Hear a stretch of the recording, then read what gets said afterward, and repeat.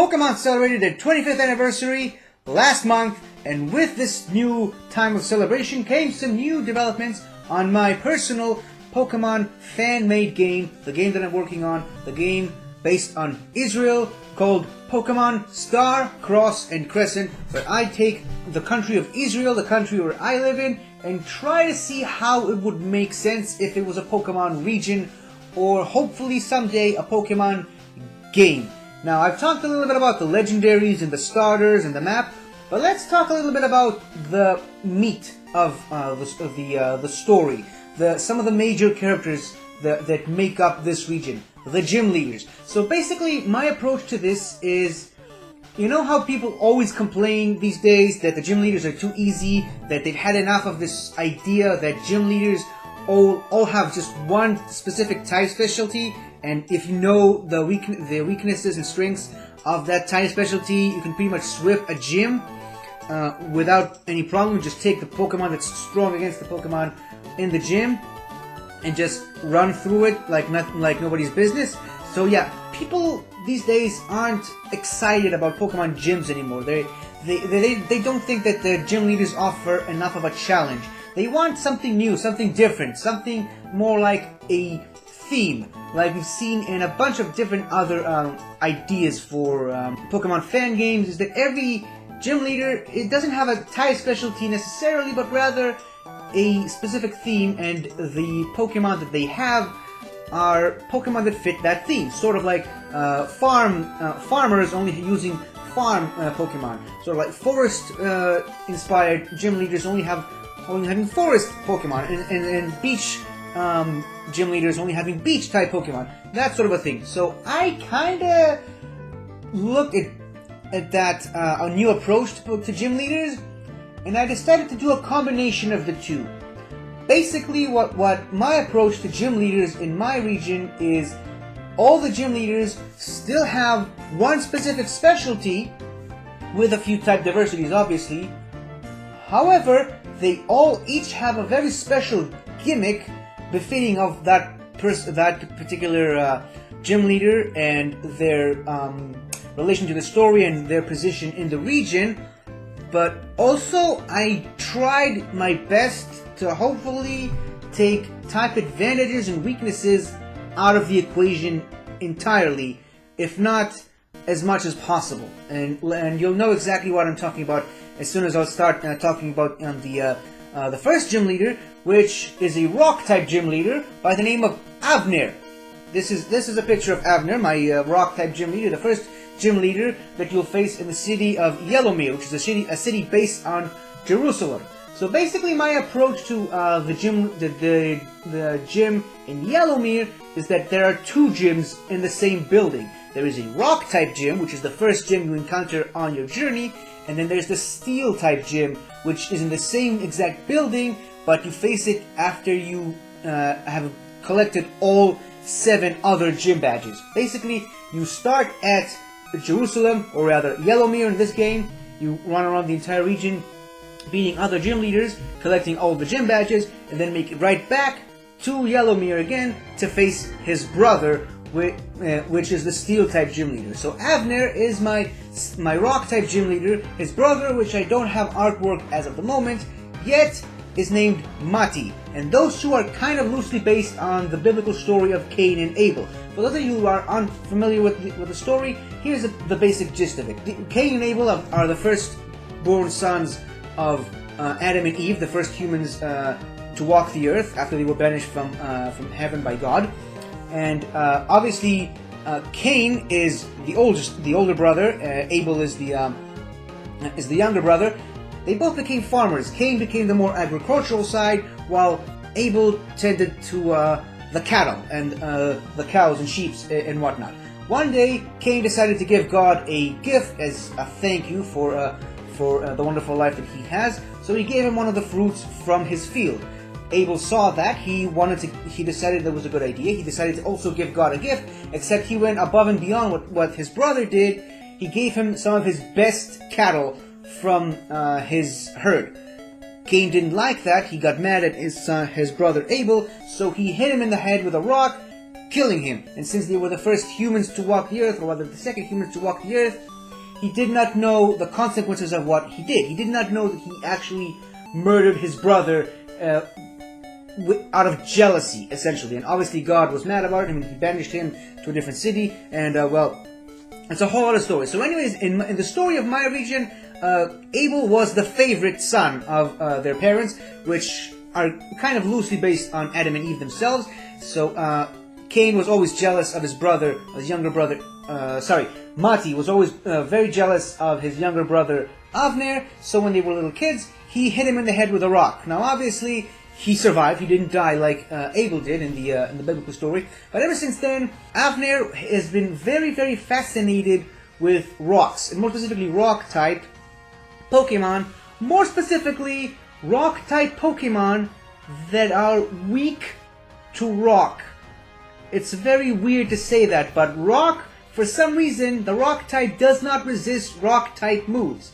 I don't understand it, probably because when you rub two rocks together, they kind of irrigate each other out and kind of disintegrate each other out. I don't know. Probably because of that sort of logic, but rock does not resist rock. So Avner became fascinated with rock type Pokemon, specifically those that are weak to rock in one way, shape, or form. And those are basically the Pokemon that make up his entire gym. All of the Pokemon that he's using are rock-type Pokemon that are weak against rock. Now, this was a bit of a challenge to me. I needed to craft specific types of Pokemon, specific species of Pokemon that are of one of the more defensive types, but they also need to be weak to the same type that they are. So how did I do that? Well, first of all, I looked at the options that I have on the table, and meaning rock types combined with other rock types that are also weak to rock. And since rock doesn't resist rock, the weakness of those types become the weakness of these rock types. And the rock type combinations that are weak to rock are rock fire, rock bug, rock flying, and rock ice. Rock fire not only is weak to rock, but also is 4 times weak to ground and 4 times weak to water. So that would just make a rock and fire type Pokemon too weak to be a gym leader's Pokemon. So I took that off the table immediately. Rock and ice is 4 times weak to fighting, as well as being 4 times weak to steel. So again, it has 4 times weaknesses. It cannot be a gym leader's Pokemon. So that time combination was also off the table. So what I'm left with are Rock Bug and Rock Flying. So basically what I just did a bunch of research and just came up with 2 rock Pokemon that can make sense in an Israeli-inspired region, but that they are also rock types weak to rock, and one of them is a flying rock, one of them is a bug rock. And I'm pretty sure I came up with a very interesting concept and idea for a Pokemon, and I can't wait to share it with you guys. So let's move on to the rock and bug type that I've created for my region. Introducing Begreevil, the beetle Pokemon. It's a species of beetles that can be found all over Israel. They're pretty much native to this region, and I'm not really sure what their English name is, but in Hebrew they're called Shachorit, which comes from the word Shachor, meaning black in Hebrew, but also Shachar, which means dawn, because these beetles tend to be more active during the dawn, because they wake up early in dawn. That's where they drink up all the water that they need to sustain them for the rest of the day. They're primarily desert beetles, but they can be found all over Israel in general, because Israel is a very mixed climate sort of country. They're basically in the same family as the dung beetle. Now, as you can see, these things have a very rough exoskeleton, very rock-like, very hard,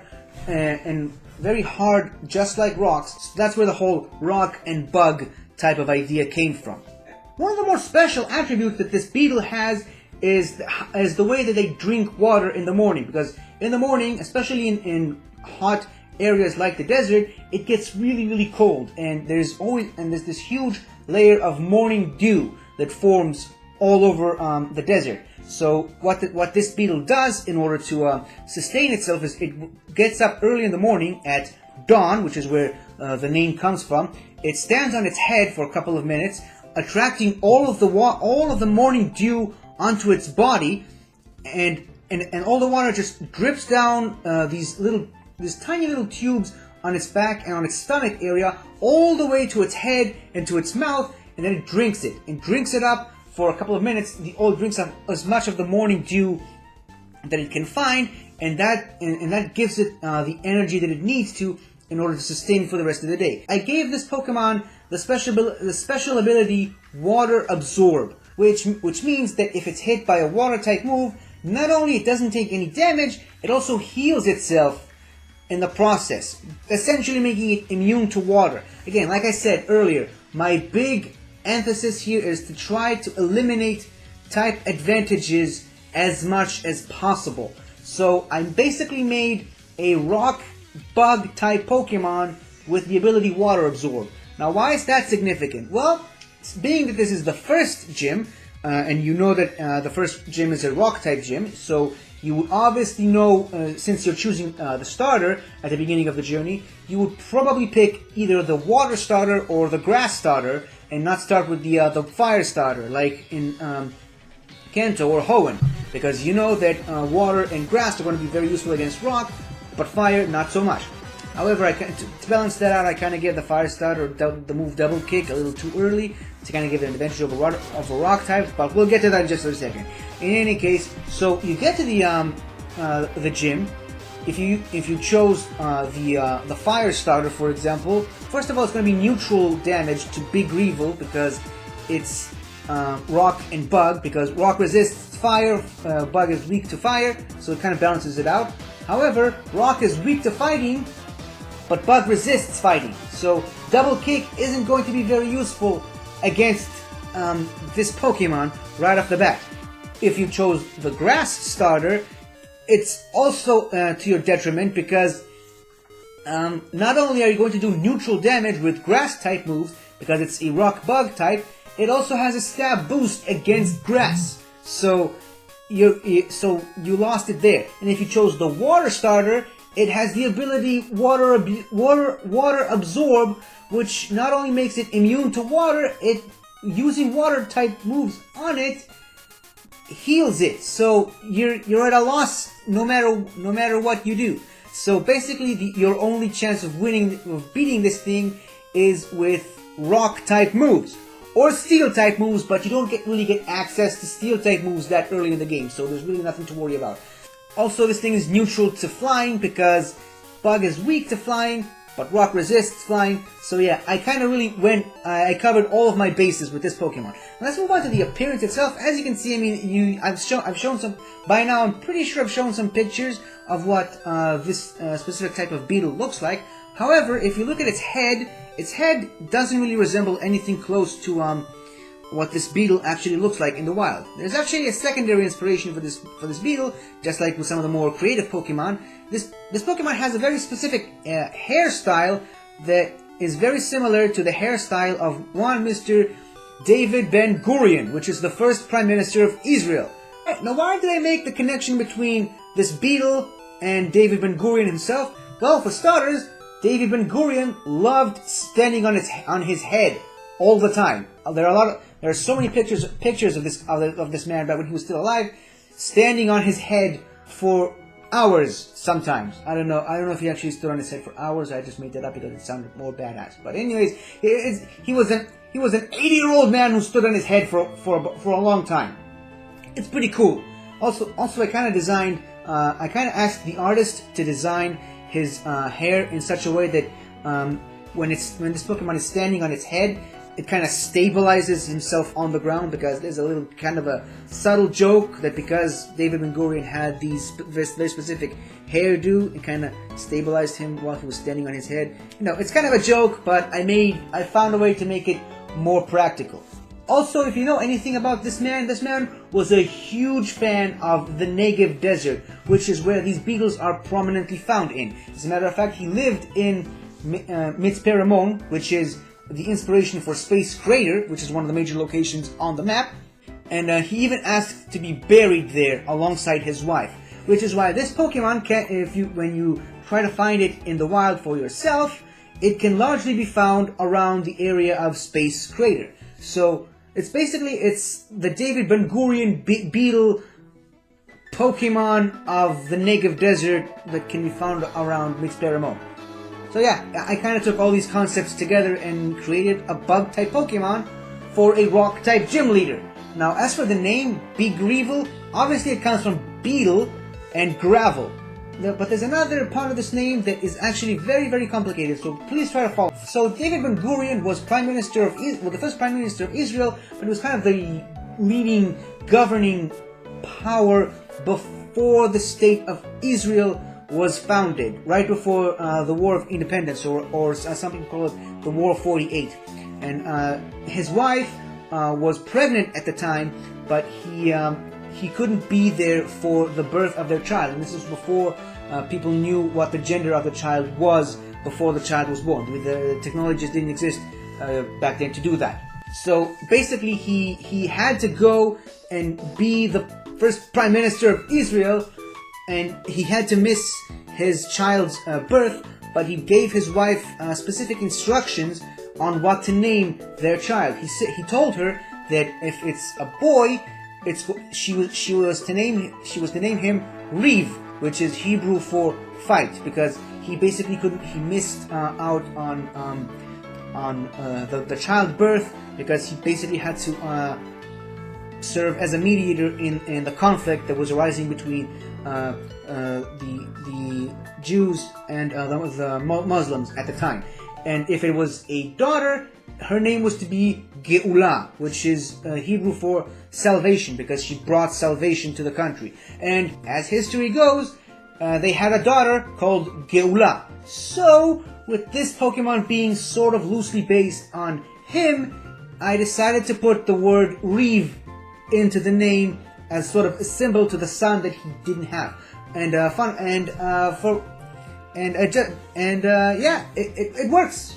I don't know, the name really works. Beegreevil. It's a beetle gravel with the name Reeve in it.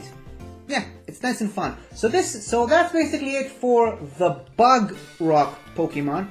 Let's move on to the bug flying type Pokemon.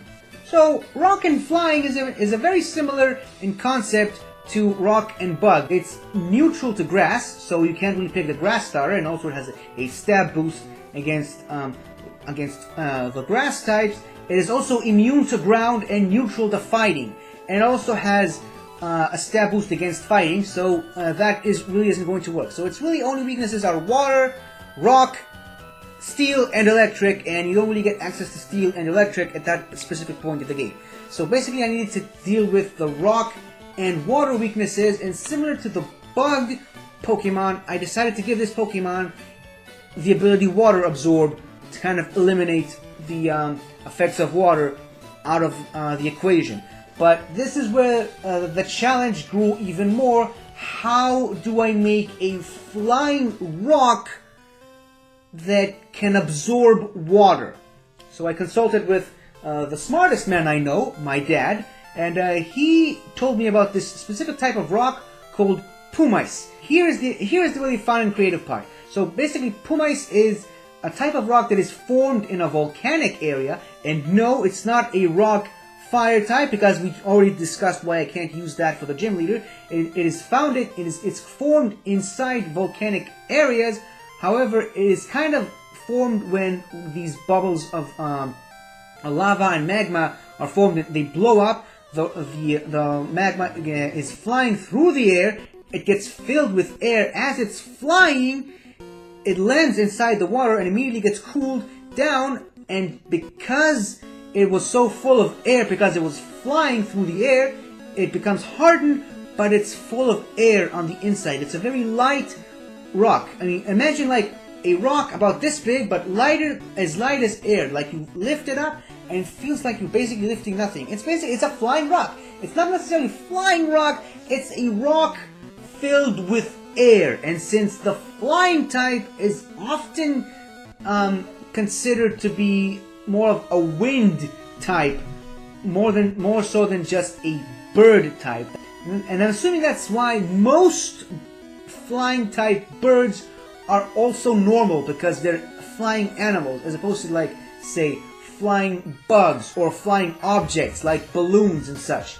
And that's why this specific Pokemon is going to be rock and flying.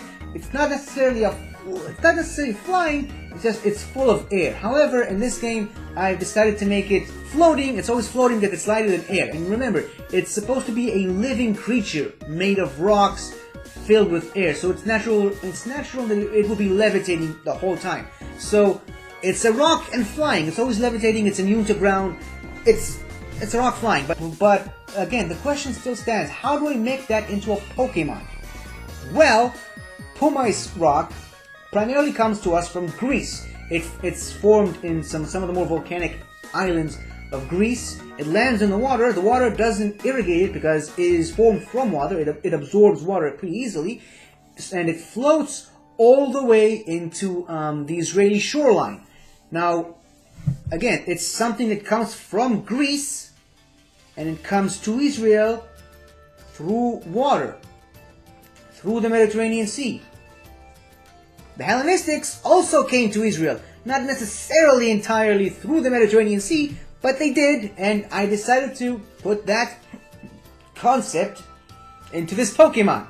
So basically, the Greeks and the Romans built their temples in a very specific way, and they had 3 different types of temples depending on 3 very specific tribes that eventually formed together to create the Hellenistics. The 3 tribes were the Dori, the Ioni, and the Corinthian. And they each had their own very specific style and how they decorated their temples, more specifically their columns.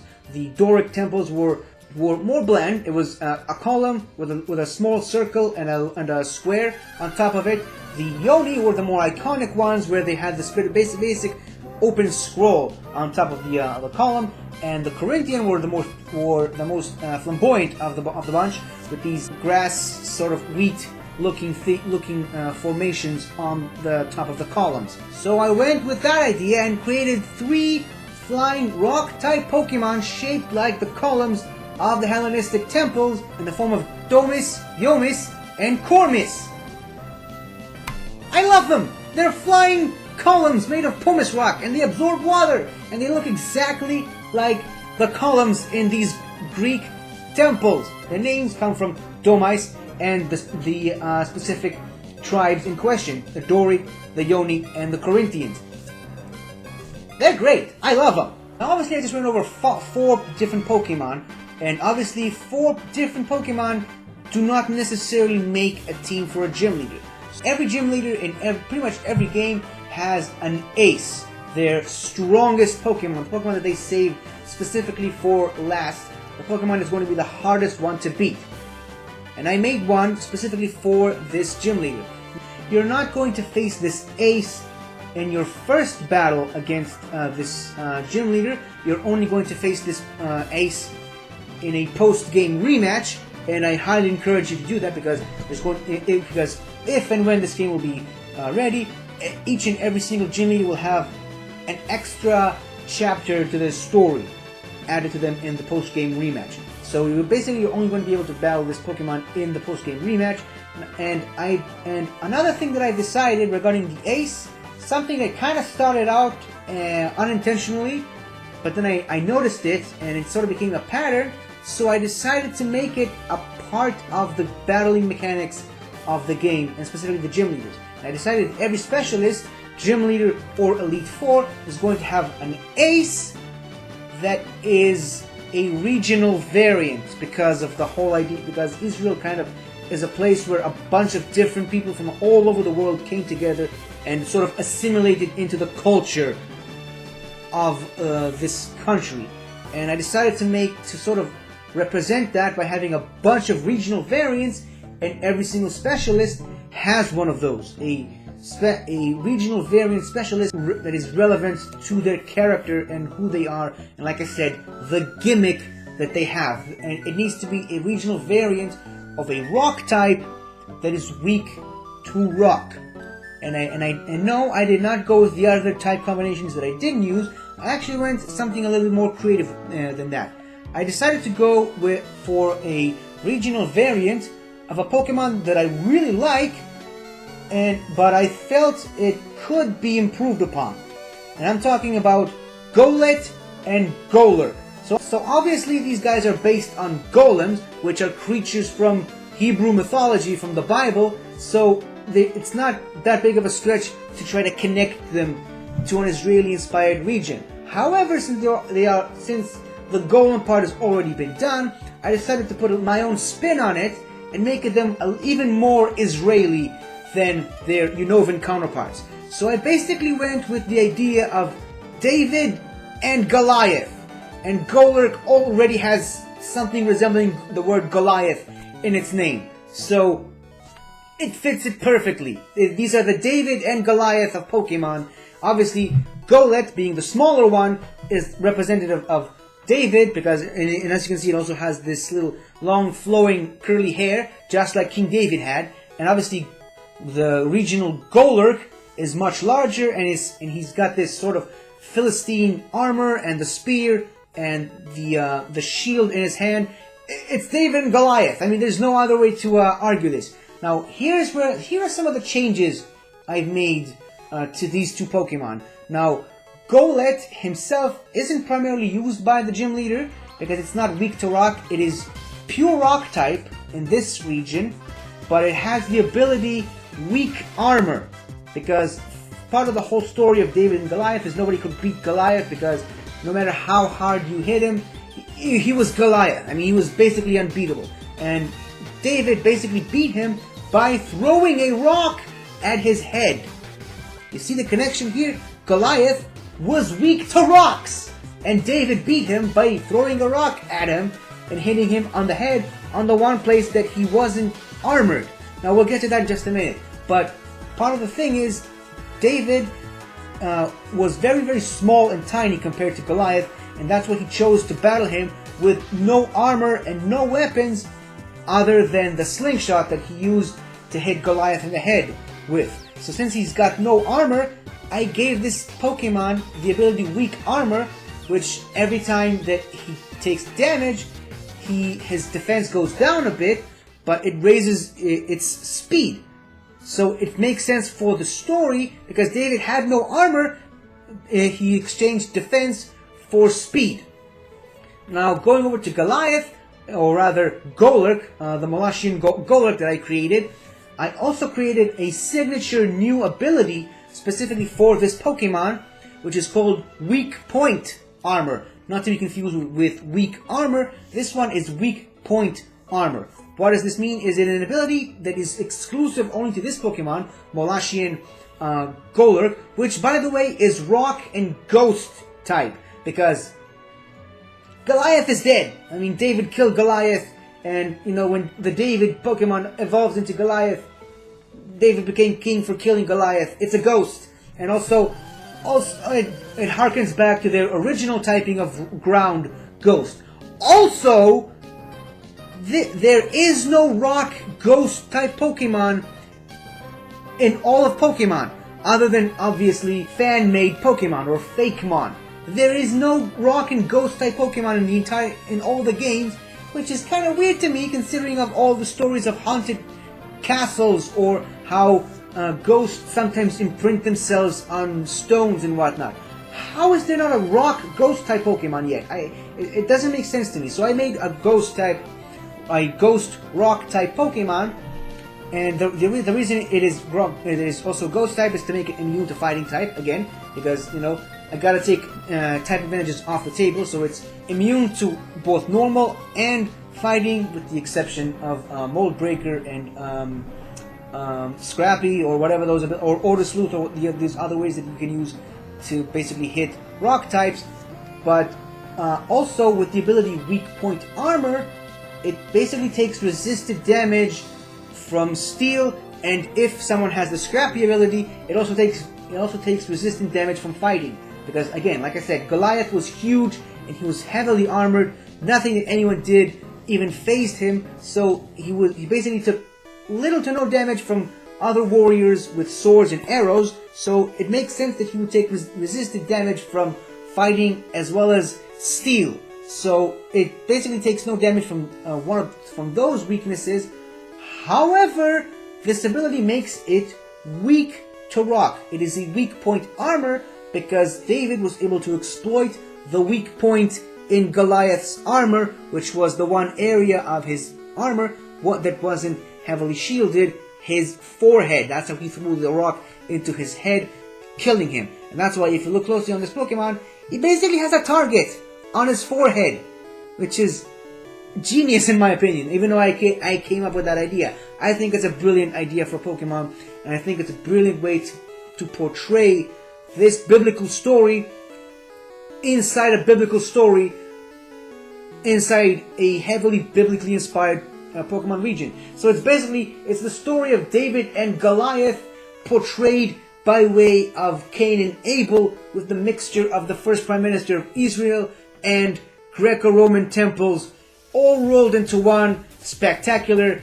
rock-type gym. And by the way, the gym badge that you get for beating this Pokemon gym is the stone badge, and it looks like this. And obviously you're going to need this one, as well as 6 other badges to challenge this guy's brother, Mati, which we will talk about in a further video. But to summarize this whole thing, Avner himself is based on Abel from the story of Cain and Abel. He's the younger brother, and over the course of the game, he's going to try to prove himself that he's better than his brother, and eventually, in the post-game, he's going to take his brother's place as the final gym that gym challengers have to battle. So basically, after the post-game, after you beat the game, become the champion, the roles are reversed, where Avner becomes the last gym leader, the 8th gym leader, the strongest gym leader in the region, and his brother Mati becomes the first gym leader, the Steel-type gym leader,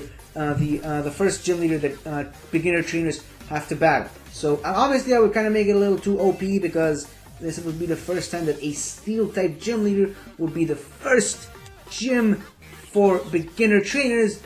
However, you're not never going to experience that, because you're never going to be a beginner trainer experiencing the Steel-type gym on your own. So I guess that's the only way I can get away with it. And also, one final point on Avner himself, the gym leader. His name, Avner, first of all, it refers to him being a kibbutznik, basically a guy from a kibbutz. And you can see that he's got the hat, the temple hat, which is very, very iconically Israeli and very heavily associated with kibbutzes. And he was also dressed like a hiker from some of the more notable Kanto games. He's basically a geologist, and I kind of went with the more kibbutznik as well as the university student look for this guy. And Avner, in and of itself, is primarily a name associated with kibbutzniks, and it basically it comes from the Hebrew word even, which is rock. And if he's a rock type gym leader, his name is Avner, which means rocks. So yeah, I went all out with the ideas for this gym, and this is just the first gym. I basically spent an entire video explaining basically 6 Pokemon and a gym leader, and that's just the first gym.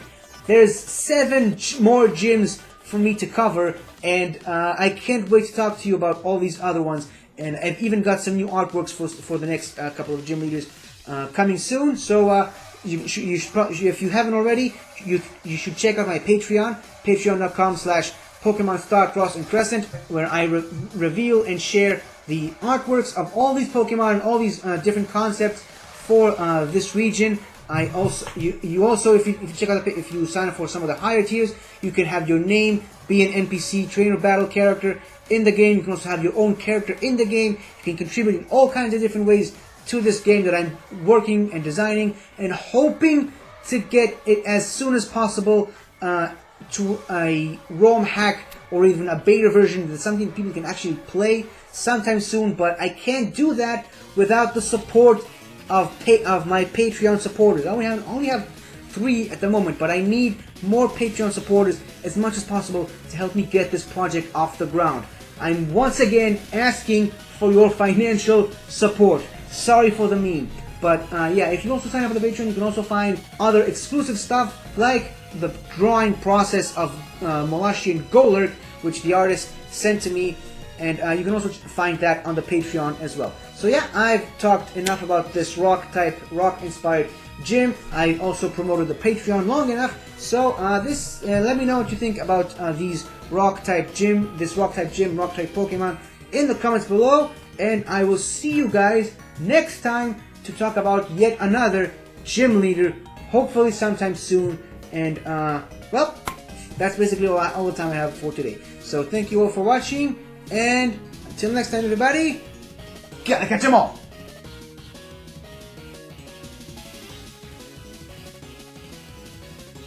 Hello again, everybody! I really hope you enjoyed this video, cause I really enjoyed making it.